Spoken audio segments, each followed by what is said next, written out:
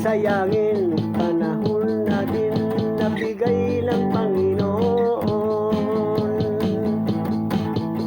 Gamitin mo upang mapabuti ang buhay mo. Magtrabaho para sa pamilya mo. Malay mo baka ika'y masinso. Ang katamaran alisin mo sa buhay mo. Panahon na upang ika'y magsipag na.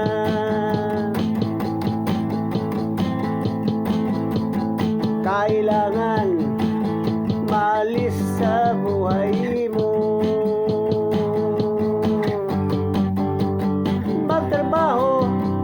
Magtrabaho upang ika'y umasinso.